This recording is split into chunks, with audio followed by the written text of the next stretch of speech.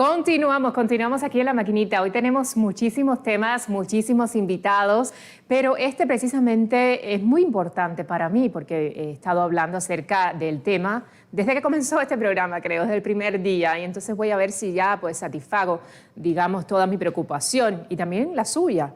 Las encuestas, señores, han demostrado aquí en los Estados Unidos que muchos jóvenes estadounidenses, cuando se les pregunta si el socialismo o el capitalismo es el mejor sistema, pues eligen socialismo, cualquiera que sea su definición precisa de socialismo.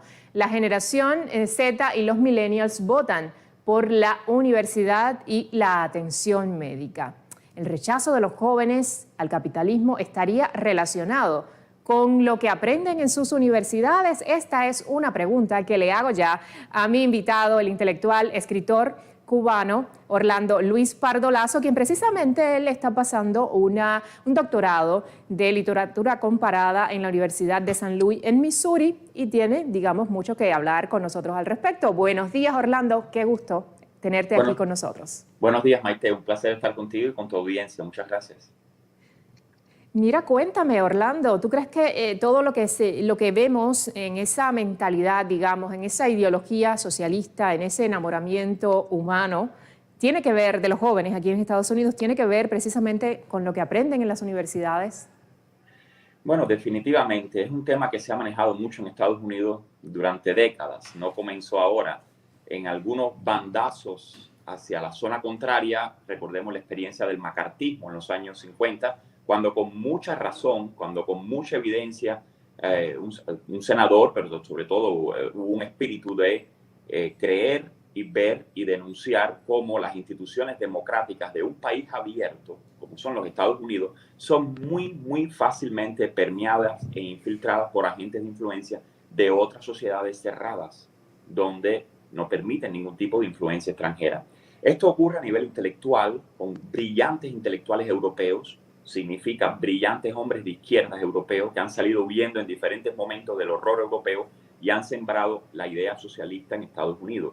La economía de mercado, Maite, no vende. La economía de mercado para los profesores que hoy por hoy tienen prácticamente 6-1, o incluso puede ser más, hasta 10-1 liberales respecto a conservadores en las universidades, todo lo que contribuya a generar un clima de que la economía de mercado, la propiedad individual, los derechos individuales son la base de la democracia, incluso el individualismo, pues hoy por hoy no es lo que se enseña, sea una clase de literatura, sea una clase de historia, sea una clase de ciencias políticas. Hay como un consenso que prácticamente hace imposible que un profesor pueda transmitir este tipo de ideas desde una pensadora como Ayn Rand hasta cualquier otra idea. O sea, de repente todo tiene que pasar por un filtro que se llama corrección política, del cual podemos hablar, si te interesa también un poquito, que realmente de alguna manera es censura del pensamiento. Es como una coerción, digamos, del pensamiento. Pero entonces tú me quieres decir que una gran mayoría, no quiero generalizar, de profesores universitarios en los Estados Unidos enseña sobre una base explícitamente marxista. Bueno, el término marxista se ha usado de muchas maneras. Criticar el marxismo hoy por hoy te pinta como si fueras un troglodita. O sea, vamos a pensar que el marxismo es una gran filosofía, como todos los grandes sistemas filosóficos. Sabemos que en la práctica el marxismo, cada vez que llega al poder, se convierte en totalitarismo. Pero aquí en Estados Unidos casi que ya no puedes ni empezar por ahí la conversación, porque ya te dicen que estás censurando el pensamiento. Entonces, los censores del pensamiento, los censores de la izquierda intolerante, los censores de la cultura de la cancelación, de la llamada apropiación cultural, los que le ponen a los libros trigger warning, o sea, alerta, este libro tiene una mala palabra, o este libro hay una persona de color que resulta dañada y puede causar daños a tus sentimientos. O sea, los que van destruyendo hasta incluso la gran literatura universal nos dicen que no podemos empezar la conversación criticando al marxismo. O sea, el problema es el siguiente, que en las cátedras, en los programas, a la hora de establecer la perspectiva del profesor, prácticamente no tienes opción. Si tú no hablas de multiculturalismo, interseccionalidad, si tú no crees que los Estados Unidos es un país estructuralmente racista hoy más que nunca, si tú no crees que tú y yo en esta conversación somos ya culpables porque tenemos un privilegio blanco por encima del resto de la población de Estados Unidos. No importa que seamos latinos, no importa que seamos inmigrantes, somos privilegiados. Si tú no crees en la cultura de la denuncia anónima, que se está haciendo masiva en las universidades, pues entonces ya este programa ni siquiera lo van a discutir, ni siquiera lo van a considerar válido. Somos dos elementos reaccionarios discutiendo un tema como que entre nosotros mismos, sin entender las realidades de la llamada justicia social en Estados Unidos. A veces en mis más provocativos escritos yo he dicho, me declaro en contra de la justicia social. ¿Qué estoy tratando de decir? Por supuesto que no estoy en contra de la justicia. Estoy tratando de decir que la justicia social se ha convertido en un arma muy peligrosa para censurar las ideas de los demás, para poner en crisis la primera enmienda de los Estados Unidos, que nos da la libertad de expresión y que no cree que existe el discurso de odio. No hay discurso de odio. Si yo odio, yo hablo odio, pero no hay discurso de odio que pueda ser censurado, porque la primera enmienda lo único que pide es más y más libertad de expresión. Como que en ese sentido se va arrinconando, y me gustó tu palabra, sí, se va coercionando a la clase profesional, a la clase intelectual, a que si tú no te ubicas en determinado registro, a que si tú no pides perdón por ser de determinada manera, usted va a estar fuera precisamente del mercado. Se le hace un bullying en internet y probablemente su producto o su libro o sus ideas o su trabajo lo va a perder en este clima de intolerancia o llamado tolerancia cero. Hablando del tema del libro, no quiero irme, pero quiero hablar precisamente de uno de tus últimos libros que está vinculado con la figura del presidente Trump. Pero entonces tú me estás queriendo decir que esto es un aprovechamiento descarado, digamos, de la necesidad de esa persona que está buscando tener un futuro en este país. Un aprovechamiento descarado ideológico, ¿no? Que también está vinculado al tema económico, porque sabemos que esos jóvenes, una de las quejas más grandes que tienen es precisamente el costo de la universidad, el costo del sistema de salud. Entonces ahí se aprovechan, obviamente, para meterle toda esa ideología y todo ese pensamiento de una igualdad que es inexistente en lo absoluto. Sí, Maite, me gustaría precisar, porque como ideas pueden sonar muy bonitas, pero me gustaría precisar que todas estas ideas tienen un límite. El límite es la frontera de Estados Unidos.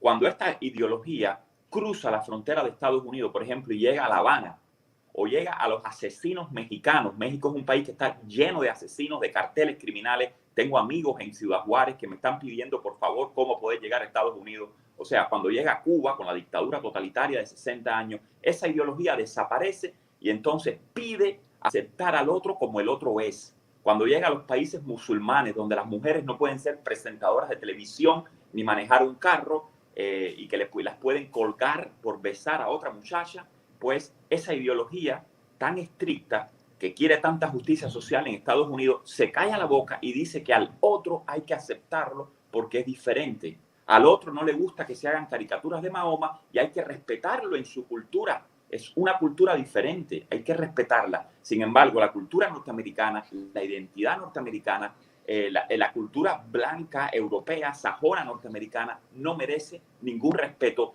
Debe ser deconstruida por ser esclavista, neocolonialista, y por ahí para allá prácticamente llegan a la conclusión de que Estados Unidos ha vivido 4 años de fascismo político en este país. Aunque tú y yo no lo creamos, yo he oído el término que aquí un profesor de una universidad que finalmente se ha acabado los 4 años de fascismo que se vivió en Estados Unidos. Es un clima de intolerancia, de infantilismo, pero muy peligroso para las generaciones futuras. Orlando, para terminar esta conversación, que me encantaría tenerte hasta las 10 en punto de la mañana, pero tengo varios invitados, quería preguntarte precisamente acerca de este libro que mencionaba, que creo que fue 2019 o finales de 2018 que tú lo presentas. Yo fui a la presentación aquí en Miami, espantado de todo, me refugio en Trump. Después de haber pasado ese periodo de tiempo y viendo lo que estamos viviendo, ¿tú todavía haces un refugio en la figura del presidente Donald Trump y por qué? Sí, bueno, primero que todo, por supuesto, es un libro de mucha burla cultural. Esto es una famosa frase a su hijo en una carta de José Martí: hijo, espantado de todo, me refugio en ti. Yo un poco deconstruyo también esa carta de amor a un hijo del apóstol de la independencia cubana. Pongo a Trump ahí, Trump, el demonio, el dinosaurio, el Hitler, toda esa tontería que se han dicho del presidente norteamericano, un hombre que fue 10 años del Partido Demócrata, un hombre que apareció en todos los shows de la televisión liberal norteamericana simplemente porque corrió para presidente, porque usa un lenguaje contra la corrección política, pues se convirtió en el monigote y en el... Bueno, pues el libro simplemente sí, yo no puedo vivir sin navegar contracorriente, Maite, y invito a los lectores a acercarse a este libro, Espantado de todo, me refugio en Trump, que por supuesto no es una elegía, ni mucho menos, ni un culto a la personalidad de Trump, es una gran burla al sistema de la corrección política norteamericana, pero donde también yo denuncio lo que me pasó aquí en las universidades de Estados Unidos, donde una profesora comenzó a llorar lágrimas verdaderas cuando el 27 de noviembre, la siguiente clase, después de la muerte de Fidel, ella llegó al aula y nos impuso de manera totalitaria a todos los alumnos, por encima de mi posible experiencia personal, me impuso la idea de que Fidel había muerto el hombre más grande de la historia de Latinoamérica. Esto se dijo en un aula norteamericana. No pasa nada, porque yo no quiero censura. Yo quiero que ella lo pueda decir, pero yo también quisiera poder decir otras cosas en las universidades norteamericanas sin ser considerado misógino, bigot, xenofóbico, homofóbico y todas esas tonterías de la mentalidad infantilizada que se está incubando en las universidades norteamericanas. Pues te agradezco mucho y que así sea, Orlando. Yo creo que este momento tan fuerte que estamos viviendo todos de diferentes planos, pues ponga a todo el mundo en perspectiva desde cada uno de sus hogares y preguntarle a los hijos realmente, bueno, si usted tiene esa inquietud, ¿no? Y si usted quiere que su hijo tenga, digamos, otro futuro y si usted quiere que este país tenga otro futuro, pues preguntarle a tu hijo un poco, interesarte de cuáles son las materias que está recibiendo y cómo los están adoctrinando en las universidades. Si me dejas 30 segundos nada más, sí. Te digo, en muchos casos vas a encontrar que esos hijos y nietos aparecen en las redes sociales ya hoy, como en la novela de George Orwell, denunciando a sus padres. Cuando esa conversación entre padre e hijo, abuelo y nieto ocurre, el joven toma el teléfono y a veces llorando, a veces abatido emocionalmente, probablemente con problemas hasta mentales, termina diciendo que vive en una casa de padres racistas, que vive en una casa de padres retrógrados y ese tipo de cosas, de romper a la familia, sí es muy preocupante. Ese tipo de ataque a los valores cristianos también es muy preocupante. Y el ataque a todo lo que sea occidente sí es muy preocupante. Realmente, me encanta ese cierre tuyo. Así que, señores, ustedes escuchen. Nosotros sencillamente ponemos la información, traemos a gente aquí que se basa en analizar, en observar y de una manera muy coherente y muy explícita decirle la realidad, la verdad. Usted tiene la responsabilidad o, digamos, la posibilidad de elegir si cree en esto, si se da la tarea de buscar un poquito más, de investigar un poquito más y ver y elegir cuál es la verdad por la que usted quiere irse. Gracias, Orlando Luis Pardolaso, escritor cubano, intelectual, una de las personas que más respeto como intelectual y también con esa claridad y esa visión que tiene.